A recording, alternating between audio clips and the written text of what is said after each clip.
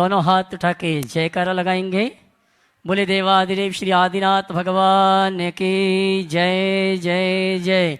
देवा चिंतामणि पार्श्वनाथ भगवान की जय जय जय। देवाधिदेव श्री महावीर भगवान की जय जय जय। संत शिरोमणि गुरुवराचार्य श्री विद्यासागर जी महाराज की जय जय जय। नवाचार्य श्री समय सागर जी महाराज की जय जय जय। गुणायतन प्रणेता शंकर समाधान भानो एक प्रवर्तक जन जन के संत प्रखर वक्ता बोले परम पूज मुनि श्री प्रमाण सागर जी महाराज के जय जय जय। मुनिवर श्री संधान सागर जी महाराज की जय जय जय। समस्त मुनि संघ की जय जय जय। पंचकणक प्रतिष्ठा महामहोत्सव की मध्य प्रदेश की राजधानी झीलों की नगरी भोपाल के आचार्य श्री विद्यासागर प्रबंध संस्थान अवधपुरी और श्री विद्या प्रमाण गुरुकुलम अवधपुरी से सायंकालीन टीवी चैनल का बहुचर्चित विश्वविख्यात शंका समाधान के कार्यक्रम में हम और आप अपनी शंकाओं का समाधान प्राप्त करें। उसके पूर्व पारस चैनल, जिनवाणी चैनल, आदिनाथ चैनल और प्रमाणिक ऐप के माध्यम से जो इस कार्यक्रम को घर में बैठ के देख को सुन रहे हैं उन सभी का और यहाँ पर उपस्थित समस्त श्रावक श्राविकाओं का हार्दिक अभिनंदन स्वागत करते हैं। चलते हैं प्रतिदिन की भांति परम पूज मुनिवर के श्री चरणों में नमन करते हुए आशीर्वाद प्राप्त करें। उसके पूर्व आप सभी से कहना चाहूँगा आगामी 1 जून से 6 जून तक परम पूज मुनिवर प्रमाण सागर जी महाराज के सत्संग सानिध्य में ऐतिहासिक प्रभावना के साथ पंचकणक प्रतिष्ठा महामहोत्सव का कार्यक्रम प्रारंभ होगा। वो सौभाग्यशाली परिवार हैं जिन्होंने महापात्र के रूप में इस अनुष्ठान में सम्मिलित होने का सौभाग्य प्राप्त हुआ है और आपको सौभाग्य प्राप्त हो रहा है यहाँ की संयोजनाओं के लिए, सहयोग के लिए, साथ ही सामान्य ईंधनदानी के रूप में आप इस अनुष्ठान में सम्मिलित होकर इस अनुष्ठान का लाभ ले सकते हैं। और 31 मई को परम पूज मुनिवर के सानिध्य में शुद्ध पंचमी महापर्व यहाँ पर प्रातःकालीन बेला में संपन्न होगा। मैं आप सभी से कहना चाहूँगा शुद्ध पंचमी के महा महोत्सव के अवसर पर आप सभी आमंत्रित होकर देव शास्त्र की आराधना करते हुए अपने जीवन को सार्थक करें। आइए इन्हीं सभी सूचनाओं के साथ आप सभी की ओर से परम पूज मुनिवर प्रमाण सागर जी महाराज के नमन करते हुए आशीर्वाद प्राप्त करेंगे और निवेदन करेंगे शंका समाधान के लिए। आइए दोनों हाथ जोड़ लेंगे और मेरे साथ बोलेंगे हे मुनिवर नमोस्तु नमोस्तु नमोस्तु। और आइए आपकी शंकाओं को मुनिवर के श्री चरणों में पहुंचाने के लिए निवेदन करूंगा मुनिवर संधान सागर जी महाराज से। और हमारे बीच में आइए चलते हैं सीधे शंका समाधान के कार्यक्रम को प्रारंभ करेंगे। निवेदन है मुनिवर से, बोले मुनिवर प्रमाण सागर जी महाराज के नमोस्तु गुरुवर नमोस्तु नमोस्तु। चलते हैं गुरु चरणों में। इस पावन धरा पर आज का ये शंका समाधान का सत्र अपन प्रारंभ करें, जहां कई ऐतिहासिक कार्य संपन्न हुए और हो रहे हैं। ऐसी इस पावन धरा पर जहां गुरु के चरण पड़ जाते हैं तो वह तीर्थ बन जाता है। ऐसे ही इस पावन भूमि से अपन प्रारंभ करते हैं। महाराज श्री जी नागपुर से रश्मि जी जैन, जो लगभग सभी का ही प्रश्न रहता है, वह पूछ रही हैं ध्यान में मन भटकता है, इसका कोई सरल उपाय बताने की कृपा करें। देखिए, ध्यान में मन भटकता है इसलिए कि हम ध्यान में कुछ करते हैं। मैं इतना कहूँगा, करना बंद कर दो, मन अपने आप लग जाएगा। कई बार लोग बोलते हैं हम ध्यान करते हैं, बोले ध्यान किया ही नहीं जाता, ध्यान तो जिया जाता। ध्यान में कुछ मत करो, सहज बैठो, आने वाले विचारों को सहज भाव से देखो।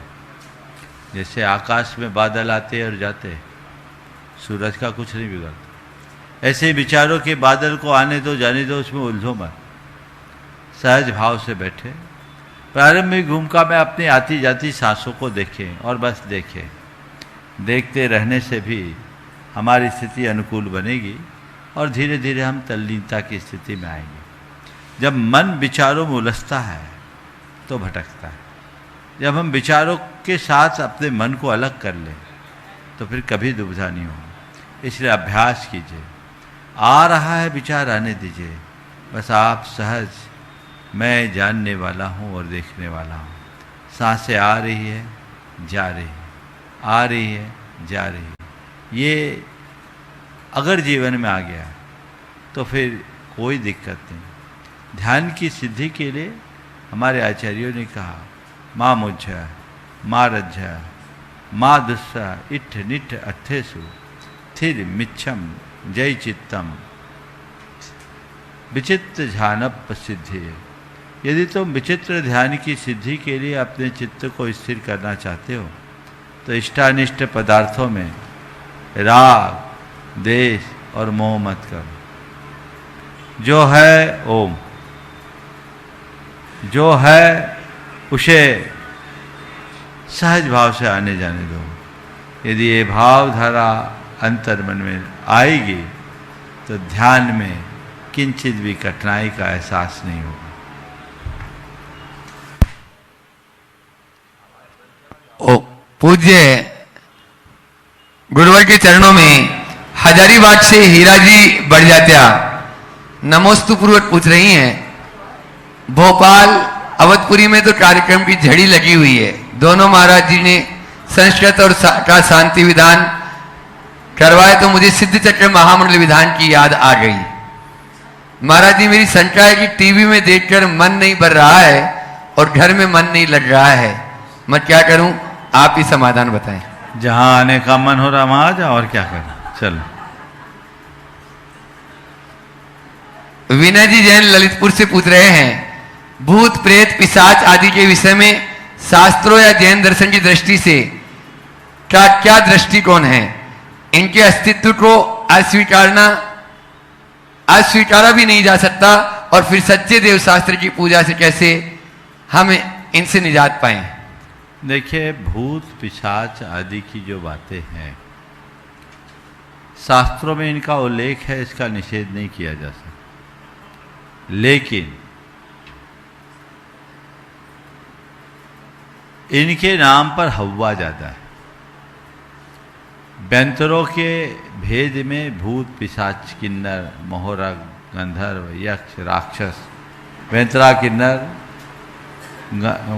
गंधर्व मोहरग किन्नर किम पुरुष गंधर्व मोहरग यक्ष भूत राक्षस यक्ष और पिशाच के भेद से 8 प्रकार के होते। तो ये बैंतर देवों के भेद हैं। लेकिन जिस तरह के किस्से सुनाई पड़ते हैं वे प्रायः काल्पनिक ज़्यादा दिखते हैं। अभी तक मेरे पास भूत पिशाच से संबंधित जितने भी प्रकरण आए हैं उनमें एकाध को छोड़कर प्रायः सब मानसिक विकृति से जुड़े ही पाए। इनका संबंध मनोविकृति से ज़्यादा है, हमें उससे बचना चाहिए। कुछ भी हो तो सबको ऊपरी ऊपरी ऊपरी ऊपरी लग जाता है। मन से संबंध है इनका, मन को मोड़िए। इसी भोपाल की बात है, 1995 में जब हमारे यहाँ चातुर्मास हो रहा था, एक युवक हमसे जुड़ा था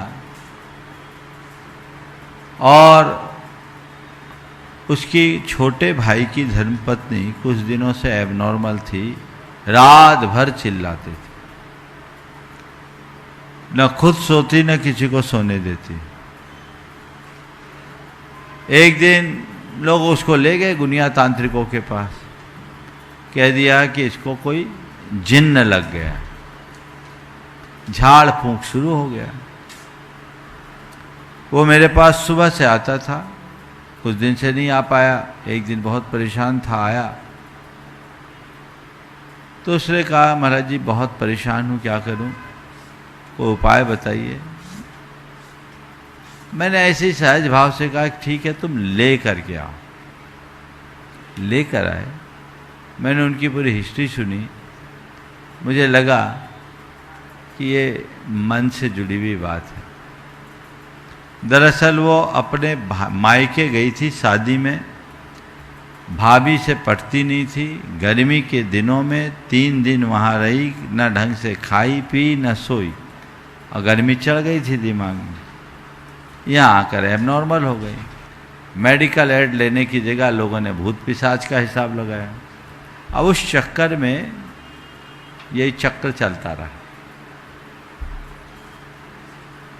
जब ये सब चलता रहा, मैंने कहा कि भैया ये सब कुछ नहीं है, तुम डॉक्टर को दिखाओ, एक शांति विधान कर लो। उनको लगा महाराज टाल रहे हैं। परिवार के लोगों को मेरी बातों पर का कोई असर नहीं पड़ा, पर वो जो लड़का था वो मुझसे बहुत जुड़ा था। हमने उसको कुछ रास्ता बताया। वो घर गया, रात के 12 बजे वो खुद अब नॉर्मल हो गया। वही भी आए माए मखना शुरू कर दिया। लोगों ने सोचा इसको भी भूत चढ़ गया। अगले दिन सुबह उसको भी उसी तांत्रिक के पास ले गए, और तांत्रिक जब उस पर चमेटा लेकर के अपना झाड़ फूंक करना शुरू किया तो उसने अपना असली रूप प्रकट कर दिया। हट्टा कट्टा था ही, वो चमेटा छीन के उसी पर दे दिया। बोले मुझ पर कोई भूत नहीं, मैं तेरा भूत उतारता हूँ।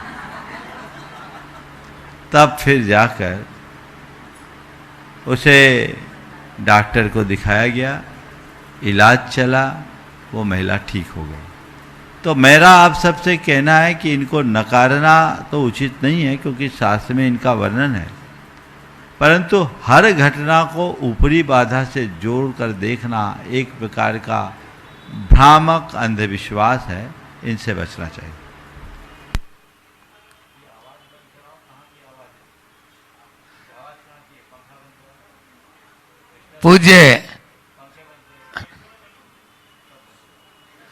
पूज्य मुनिवर के चरणों में डॉक्टर मयंक जी जैन बेंगलोर से नमोस्तु पूर्वक पूछ रहे हैं। पूज्य गुरुवर, कुलाचार का पालन क्यों करें एवं कैसे करें? कुलाचार का पालन क्यों करें और कैसे करें? पहले ये जानो कि कुलाचार है क्या। कुल क्रमानुसार किए जाने वाले आचरण को कुलाचार कहते हैं। हम जिस कुल में जन्म लिए हैं उस कुल में हमारा जैसा आचरण होना चाहिए वह सब कुलाचार कहलाते हैं। अपने आचार विचार और व्यवहार में निर्मलता रखना, पवित्रता रखना, संयम रखना, ये कुलाचार कहलाता है। कुरल काव्य में एक वाक्य लिखा है कि मिट्टी की उर्वरता का पता उसमें बोए गए बीज से लगता है। मिट्टी की उर्वरता का पता उसमें उगने वाली फसल से लगता है। वैसे ही मनुष्य के आचरण से उसके कुल का पता चलता है। तो तुम्हारा आचरण तुम्हारे कुल के अनुरूप होना चाहिए, और इसके लिए कुलाचार का पालन करना जरूरी है। जो कुलाचार का पालन करते हैं उनके जीवन में कभी दुराचार नहीं आता, और कुलाचार को भूल जाओगे तो सिवाय दुराचार के और कुछ भी नहीं होगा। इसलिए कुलाचार अपनाएं, दुराचार से बचें, ये प्रयास और अभ्यास सतत करें।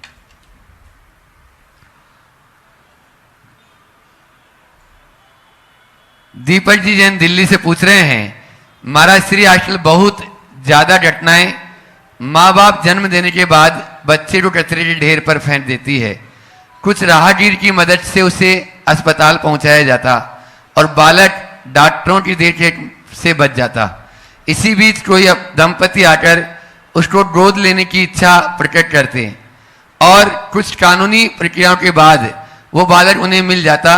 दंपति उसकी अच्छे से देखभाल करते, पढ़ाते लिखाते और वो बालक आगे चलकर एक कामयाब इंसान बन जाता है और अपने पालनहार दंपति का नाम रोशन करता है। मेरा प्रश्न है, इसमें किसका भाग्य प्रबल, जन्म देने वाले माँ बाप का, पालने वाले माँ बाप का, या बालक जो जन्म से आ गया था?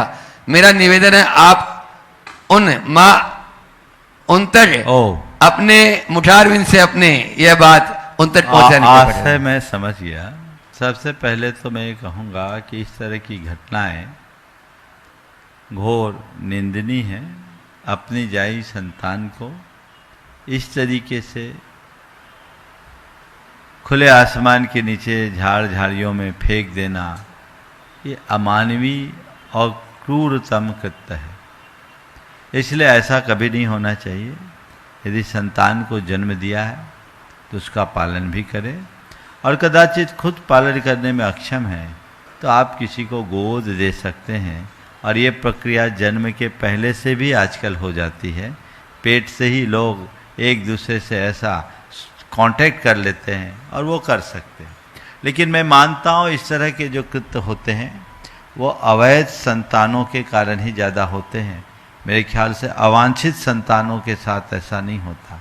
तो अवैध संतान जो भी जन्म दे रहे हैं वे सब कर्म फूटे हैं, वो उनका भाग्य खोटा है। हम उन्हें पुण्यात्मा नहीं, हम उन्हें पापी कहेंगे। पहला तो अवैध संतान को जन्म देना और दूसरा महापाप उन्हें लावारिस छोड़ देना, ये दोनों पाप हैं। लेकिन उस संतान का इसमें कोई दोष नहीं, उसका कुछ भाग्य ऐसा कि ऐसे के घर जन्मा, ये दुर्भाग्य तो है। लेकिन इसका भी भाग्य प्रबल हो जाता है, जाग जाता है जब कोई योग्य आदमी के हाथों वह पल जाता है। तो किसी पुण्यात्मा का योग मिलने से पापी का भी पुण्य जाग जाता है। तो ये ऐसा ही संयोग है। हालांकि अज्ञात कुल सील वाली संतान को अपनाने का विधान तो शास्त्रों में भी मिलता है। कई बार ऐसे भी उदाहरण मिलते हैं जहाँ माँ को परिस्थिति से विवश होकर अपनी संतान को छोड़ना पड़ा। हमारे यहाँ उदाहरण आता है जीवंधर कुमार का, जो एक राजपुत्र था, लेकिन उसके पेट में आते ही पिता की मृत्यु हो गई, राज पूरा छिन गया, माँ के जान पर भी खतरा हो गया। माँ को अपने बच्चे को झाड़ी में छोड़ने के अतिरिक्त और कोई उपाय नहीं बचा, वो भी शमशान में। उसने झाड़ी की ओट में छिपा तो दिया, पर खुद ओट में बैठ करके देखते रही। भगवान से एक ही प्रार्थना कर रही थी, मैं भले मर जाऊं, मेरा बच्चा सुरक्षित रहे, मेरा बच्चा सुरक्षित रहे। और देखो कर्मों की विचित्रता, वह जीव भी एक कामदेव था, तद्भव मोक्षगामी महान पुण्यात्मा। लेकिन ऐसे पुण्यात्मा के पेट में आते ही पिता पर मुसीबत, पिता मरे और पूरे के पूरे राज्य छिन गया। माँ दर दर की भिखारिन बन गई, उसे अपने बच्चे को भी गुप्त रूप से जन्म देना पड़ा। कैसा अभागा कि माँ का दूध भी नहीं पी पाया। पुण्यात्माओं के जीवन में भी पाप का ऐसा प्रकोप हो जाता है। कैसा खेल है, लेकिन उसे अपना पालनहार मिल गया। क्या नाम था सेठ का? हरदास, जो भी नाम, पिता जिनने पाला जीवंधर कुमार को। अब वो उसका बेटा मरा, वो अपने मृत पुत्र के संस्कार के लिए निकला है और यहाँ देख रहा है एकदम सर्व लक्षण संपन्न एक बच्चा खेल रहा, सद्य प्रसूत बच्चा। वो अपने बच्चे का तो अंतिम संस्कार किया और इसी को अपना बच्चा बना के ले गया। धर्म पत्नी से कहा कि अरे हमें भ्रम हो गया था, बच्चा मरा नहीं, जिंदा, ये बच्चा संभाल। संयोग। तो ये चीज़ें बाद में, बहुत बाद में भेद खुला। तो ये चीज़ें तो होती है। तो आपने पूछा किसका पुण्य पाप है, तो मैं पापी कहूँगा उस दंपति को जिनने ऐसे अवैध संतान को जन्म दिया और उस संतान का उस समय कुछ पुण्य छीन मानूंगा, क्योंकि उसने ऐसे पेट में शरण पाई। लेकिन उस जीव को मैं बहुत पापी पुण्यात्मा कहूँगा जिन्हें ऐसे जीव को शरण देने का सौभाग्य प्राप्त हुआ और ऐसी संतान को जिन्होंने प्राप्त किया। पूज्य श्री जी जबलपुर से डॉक्टर प्रियंका जी जैन पूछ रही हैं, हमारी लाइफ एक बैलेंस शीट की तरह है, बस आपसे प्रश्न है कि हम उसे फुल फिलिंग कैसे बना सकते हैं? फुल फिल कैसे बना सकते हैं? बैलेंस शीट कैसे बनाएं, है ना? तो पूरी ऑडिट करनी पड़ेगी आपकी। देखिए, अपनी बैलेंस शीट के विषय में मैं आप सबसे कहता हूँ, आप जब अपनी बैलेंस शीट बनाते हो तो क्या ध्यान में रखते हो? हाँ, हमारी बैलेंस शीट प्लस में होनी चाहिए। हमारी कितनी लायबिलिटी है, कितनी फिक्स एसेट्स हैं, है ना, कितना आय है, कितना व्यय है, ये सब देखने के बाद सबसे ज़्यादा देखा जाता नेट प्रॉफिट क्या है। बस जीवन में मैंने क्या किया क्या नहीं किया ये सब चीजें हटाओ। मैंने अपने जीवन में असली क्या कमाया, जो मेरे जीवन का सत्कर्म है वो नेट प्रॉफिट है। बाकी तो सब खर्चे हैं, और खर्चे ज्यादा हो आमदनी कम तो कोई फायदा नहीं, इसलिए इसको ध्यान में रखकर करना चाहिए। सागर से हरिश्चंद्र जी पूछ रहे हैं, आजकल बासमती चावल के खाने और मंदिर में चढ़ाने का चलन है, क्या ये चावल खाने चढ़ाने और स्वास्थ्य के लिए उपयुक्त हैं? देखिए, बासमती चावल का निषेध नहीं। चावल के संदर्भ में मैंने कई बार बोला, लेकिन लोगों में अज्ञान जन भ्रम बना हुआ। चावल के विषय में सबको जानना चाहिए। चावल का उत्पादन दो तरीके से होता है।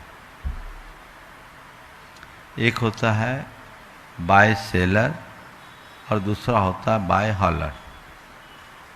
बाय सेलर जो चावल बनता है वो धान को पहले भाप में पकाया जाता है, प्री स्टीम्ड होता है, यानी उबाला जाता है, और धान को उबाल करके फिर उसे प्रोसेस करते हैं तो वो चावल निकलता है। पुराने समय में उतनी अच्छी तकनीक नहीं थी, तो उबले हुए धान के बाद जो निकलता था चावल वो थोड़ा पीलापन लिया हुआ होता था, प्लास्टिक कोटेड जैसा दिखता था, उसकी गंध भी अलग होती थी, तो लोग उसे पहचान जाते थे और उसका प्रयोग नहीं करते। ये उष्णा चावल कहलाता है, ये सकरा चावल की श्रेणी में आता है। आजकल तकनीक बहुत उन्नत हो गई और उस उन्नत तकनीक के कारण पूरे चावल में जो प्री स्टीम्ड होता है उसमें भी ऐसी पॉलिश हो जाती कि उसकी चमक एकदम दिखती है। और चूंकि ये प्री स्टीम्ड होने के कारण इसके कण कम टूटते हैं, ये अखंड ज़्यादा होता है। आप लोग अखंड चावल चढ़ाने के मोह में प्रायः ये उष्णा चावल चढ़ाते हो। लोगों को पता ही नहीं कि ये चावल चढ़ाना क्या छूने लायक भी नहीं है मंदिर की दृष्टि से, या खाने लायक नहीं है। जैन परंपरा में ऐसे चावल का सेवन नहीं होता। दूसरा चावल होता अरवा चावल। अरवा चावल में धान को उबाला नहीं जाता, सीधे धान को हॉलर में डाल करके उसका छिलका अलग किया जाता। पुराने जमाने में धान को ढेकी में कूटा जाता था और कूट करके उसके छिलके को अलग किया जाता। चूँकि इस प्रोसेस में कनकी ज़्यादा निकलती है, चावल जल्दी टूट जाता है, तो ये लोग कम लेते हैं। लेकिन हम लोगों को अरवा चावल ही प्रयोग में लेना चाहिए। मंदिर जी में अरवा चावल ही चढ़ाना चाहिए। और बासमती चावल मूल चावल नहीं है। बासमती चावल तो केवल देखने में अच्छा है, असली चावल तो छोटे दाने का चावल है, वो अपने आप में अखंड होता है, उसका स्वाद ही अलग है। ये बासमती चावल भारतीय मूल का चावल नहीं, आयातित चावल। तंदूर लीजिए और आप अरवा चावल का प्रयोग कीजिए, उष्णा चावल का नहीं। इसकी पहचान है। उष्णा चावल को आप पानी में डालिए, वो पड़ा रहेगा, उसमें कोई फर्क नहीं पड़ेगा। अरवा चावल को आप पानी में डालिए, 5-10 मिनट में, 5 मिनट के भीतर चावल में लकीरें बन जाएगी, चावल ब्रेक हो जाएगा। ये एक पहली पहचान। अरवा चावल की जो गंध होती है वो बहुत सौंधी होती है। उष्णा चावल की गंध वैसी नहीं होती। इसलिए सभी से कहता हूँ, खाने में और चढ़ाने में सोच समझकर चढ़ाइए। आप लोगों के साथ दुर्भाग्य ये है कि ये प्रदेश चावल का रहा नहीं। प्रायः बाजार में उष्णा चावल ही आ रहा है। आप लोग व्रती लोग भी खा रहे हैं।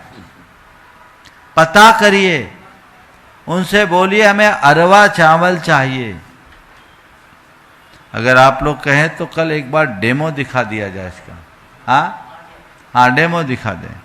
हम तो विधान निधान पंचकलानक विधान पूजा होते तो भी अरवा चावल ही मंगवाते।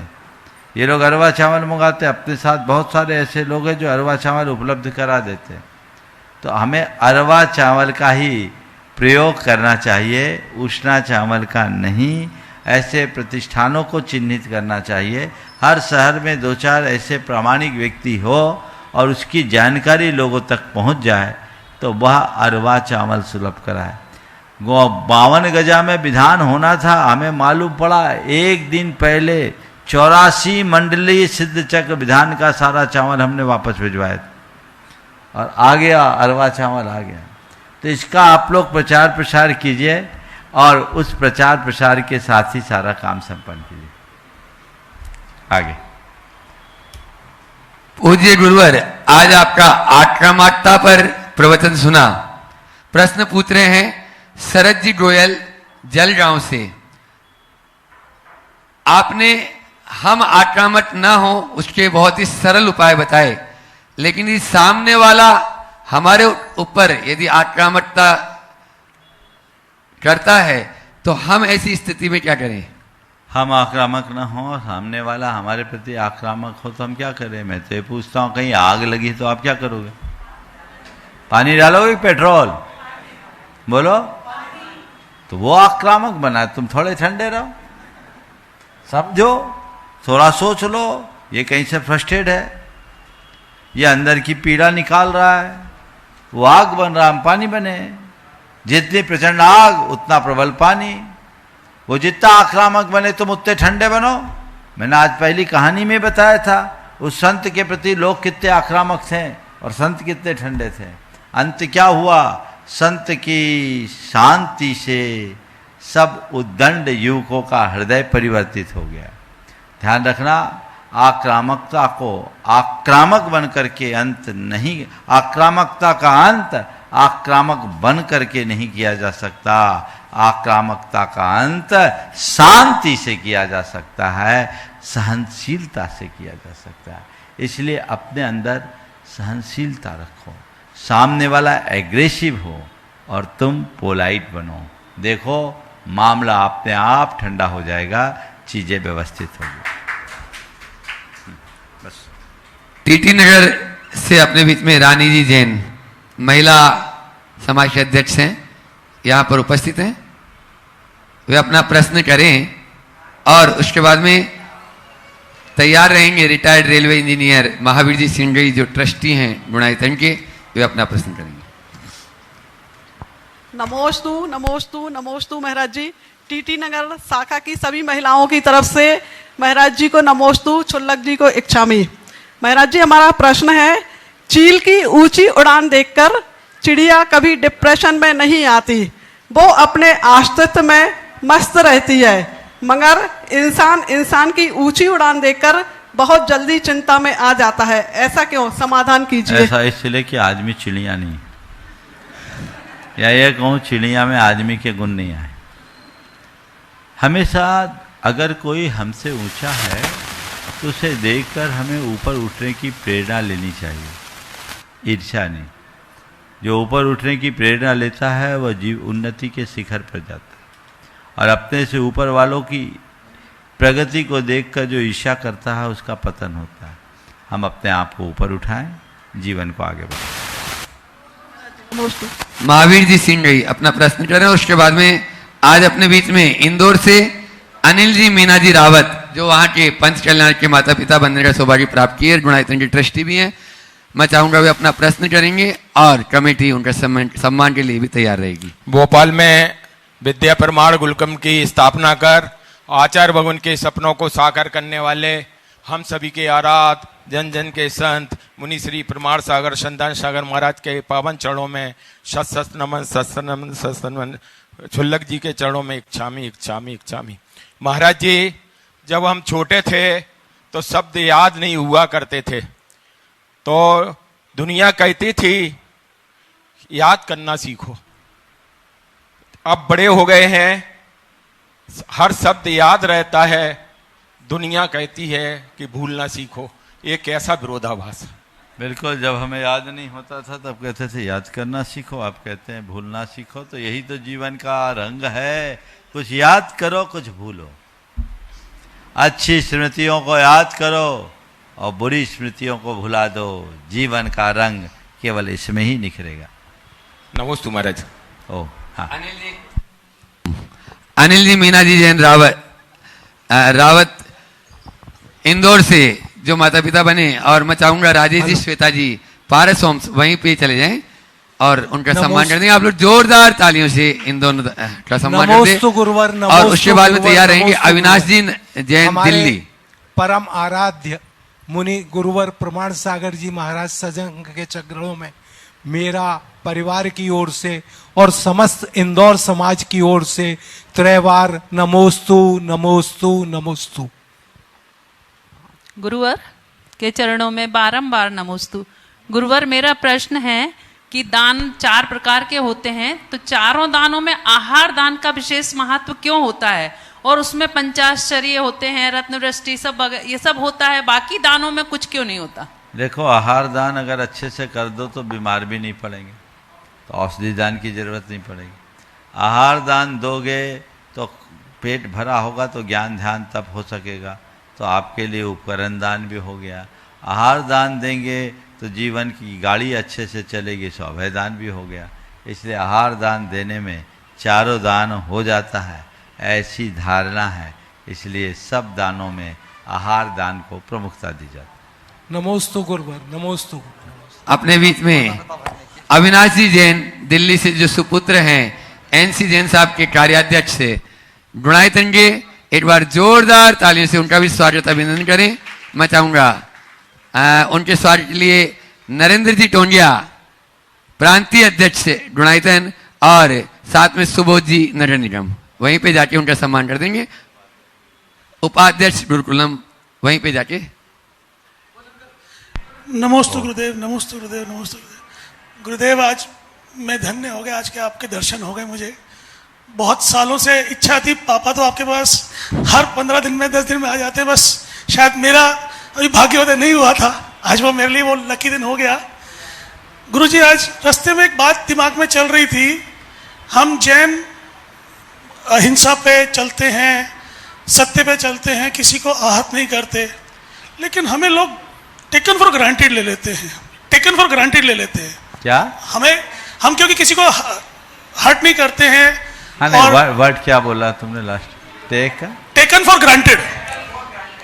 Taken for granted. हम ब्रांडेड सुन रहे थे इसलिए बोले। हाँ ठीक है, तो जैनी तो ब्रांडेड है ही जी। हाँ हाँ, वही तो हम कितना भी कोशिश करें, वो कुछ ना कुछ ऐसा जरूर करते हैं। हम जितना क्षमा करते हैं वो उसको और बढ़कर करते हैं।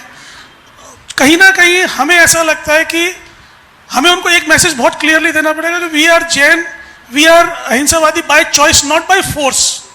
शायद ये एक समझ हमें दुनिया को बतानी बहुत ज़रूरी है, क्योंकि कई जगह मैंने देखा वो जैन समझ के ना वो सामने हमें दबाने आते हैं कि ये जैन है, ये तो कुछ कर नहीं सकता, ये कुछ नहीं करेगा, ना ये लड़ सकता है, ना ये कभी खिलाफ जाएगा। और इसका मेरे को मतलब आप सबके आगे तो मैं बहुत छोटा हूँ, ये ऐसा हमारे साथ हमारे धार्मिक स्थलों पे भी हो रहा है।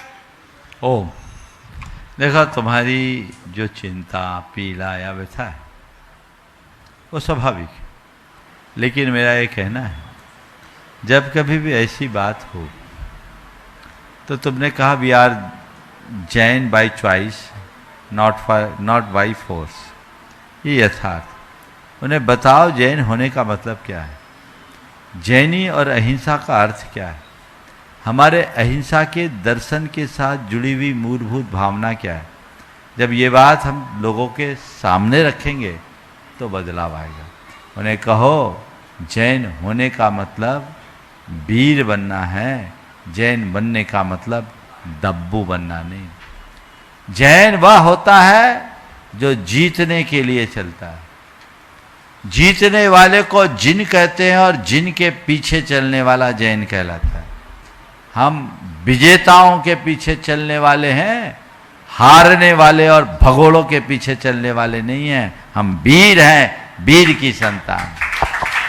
वीर वो नहीं जो दूसरे को दबाए, वीर वह है जो अपनी दुर्बलताओं को दूर करे।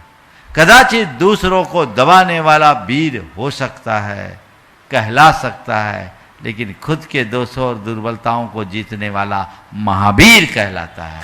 हम महावीर लोगों को समझाने की कोशिश करें कि जैनत्व का मतलब क्या है।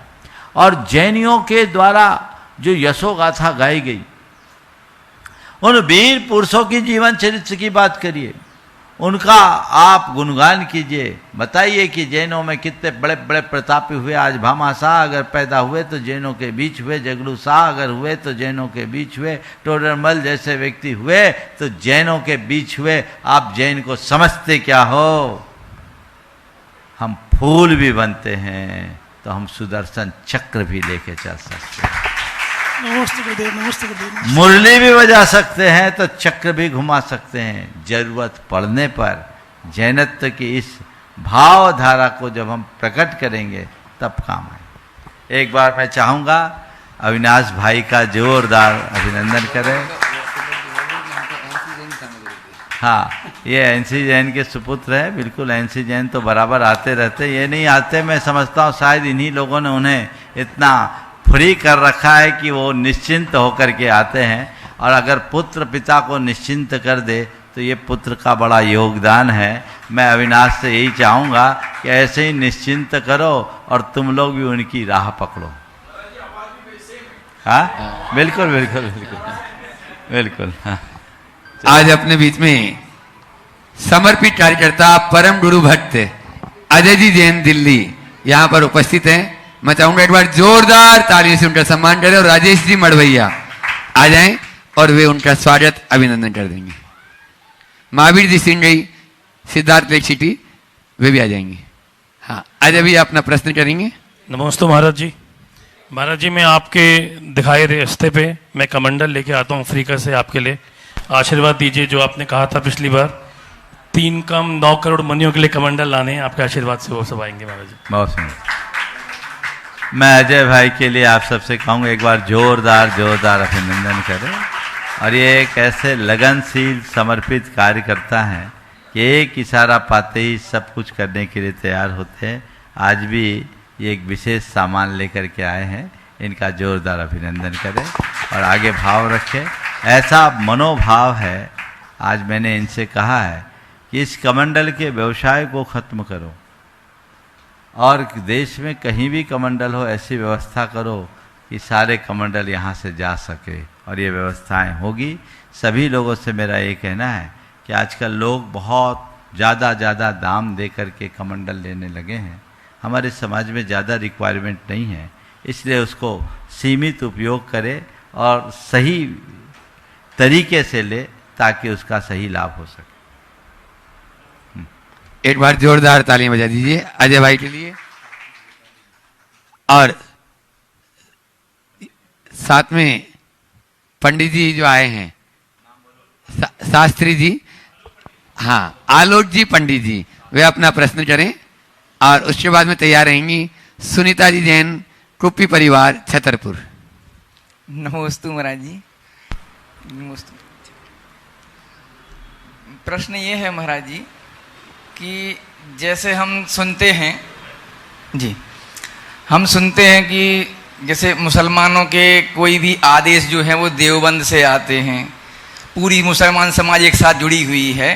तो ऐसे ही क्या जैन समाज भी एक ऐसे स्थल पर एक केंद्र बनाया जाए कि जिससे कि वहाँ से जो आदेश आए वो पूरी भारत जैन समाज के पास जाए और वो उसको वैसा का वैसा ही पालन करे?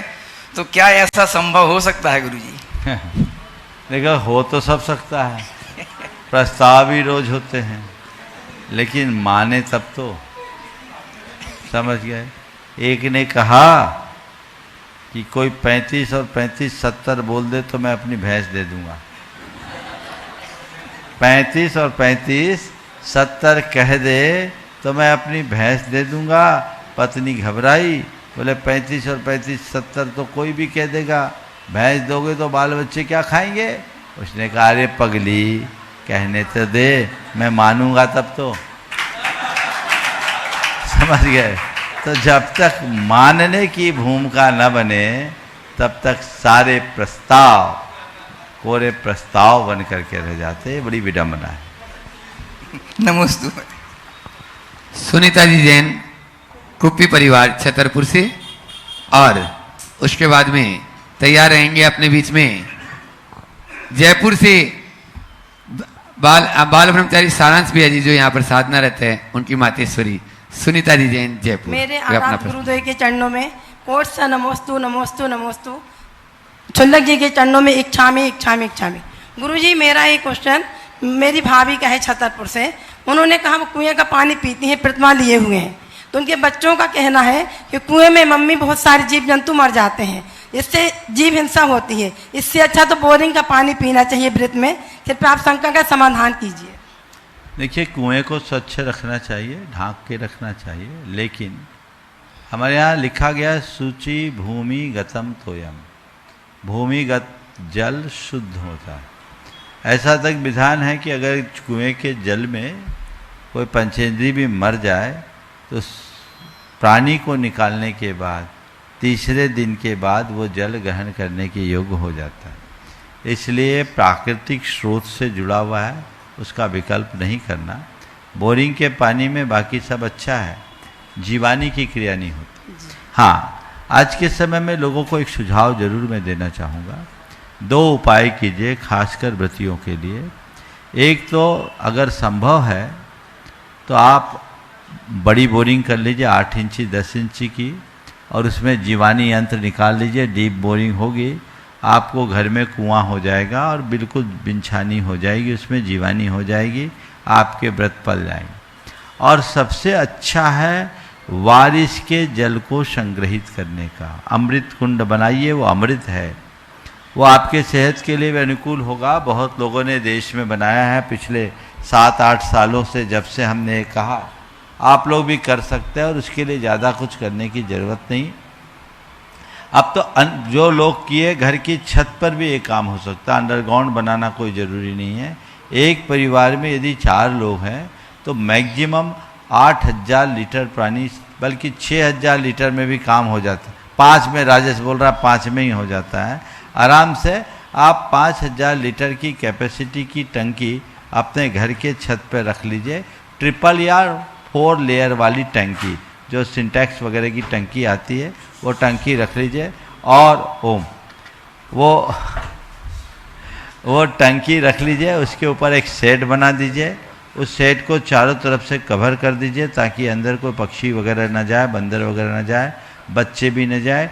टंकी लॉक के अंदर हो, टंकी लॉक के अंदर हो, और ऊपर छत पर जो टंकी हो, टंकी में एंगल कुछ एडिशनल लगाए। एंगल कुछ एडिशनल लगाएं। एडिशनल लगाए हुए एंगल को इसलिए कि ऊपर आप चढ़ सके और वो टीन न दबे, और उसमें आप पनाल लगा करके उसको एक वॉल्व लगा करके लॉक रखिए।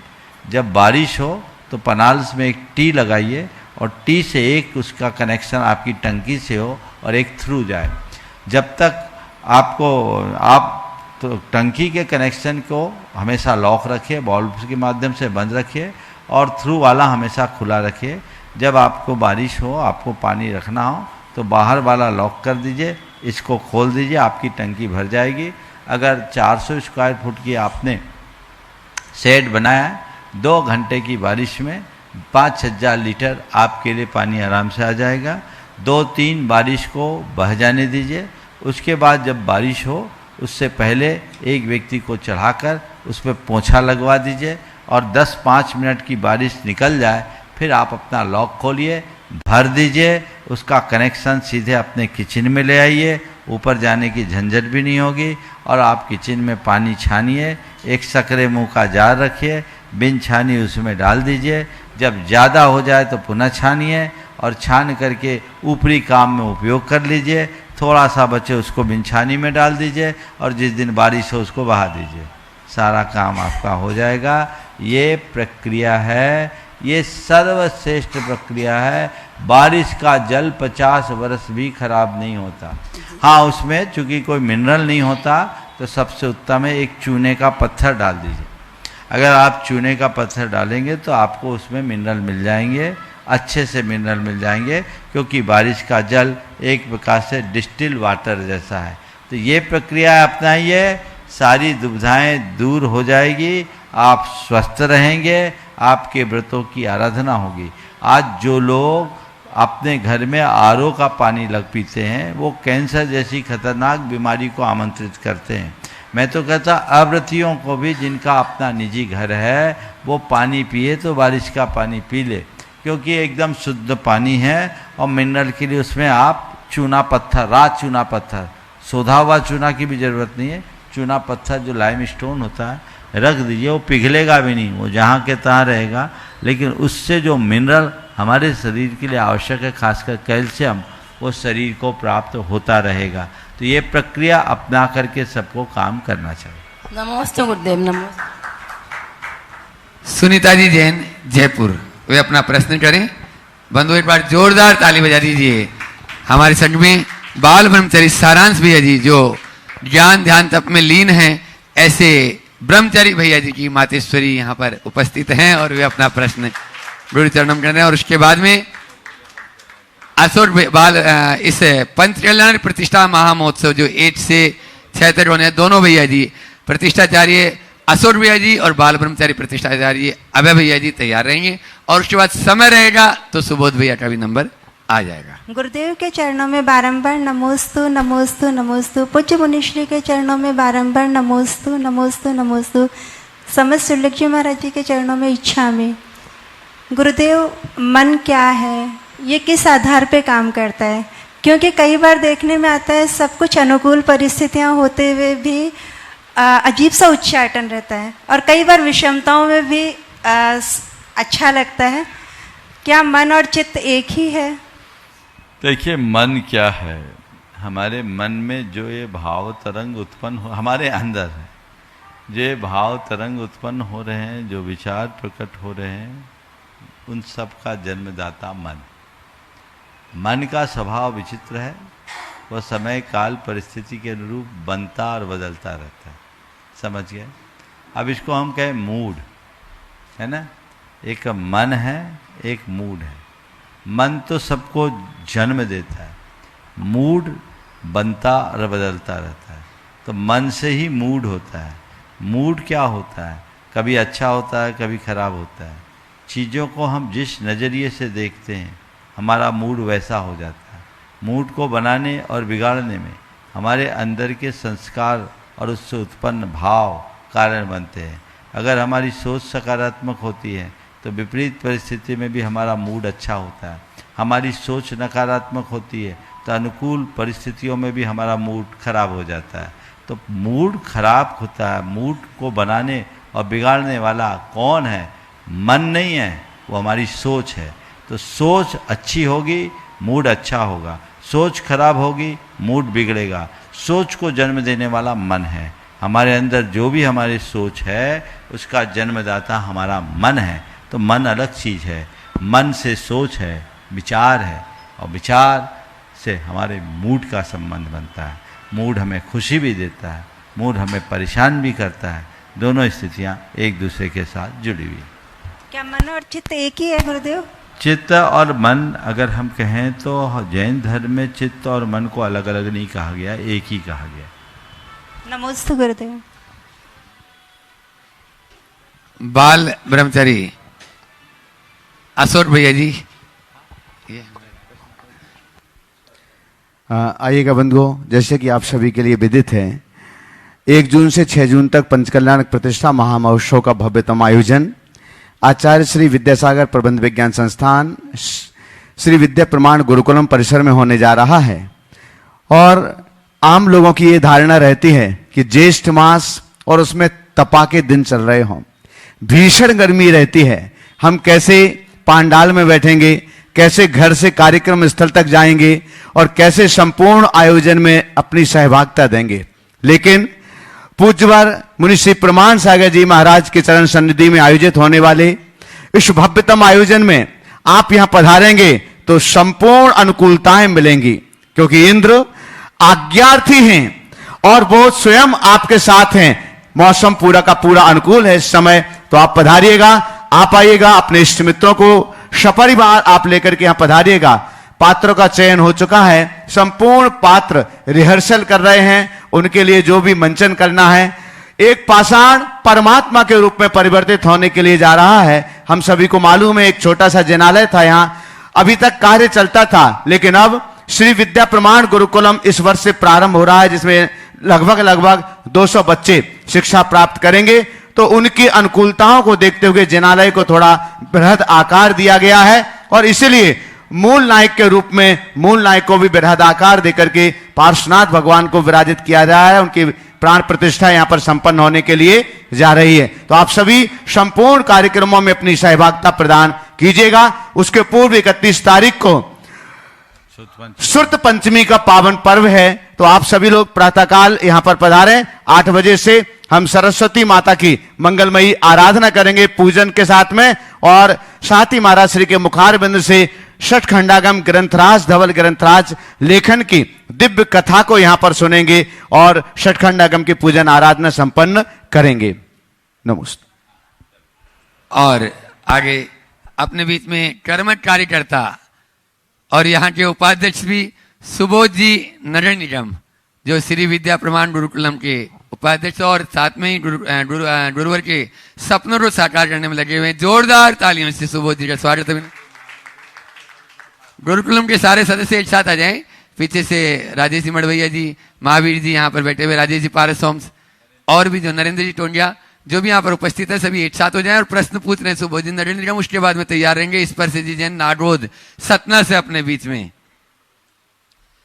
गुरु जी के चरणों में त्रैवार नमोस्तु, महाराज जी के चरणों में त्रैवार नमोस्तु, छुल्लक संघ जी के चरणों में इच्छामी इच्छामी। महाराज जी, छोटा सा समाधान चाहिए था।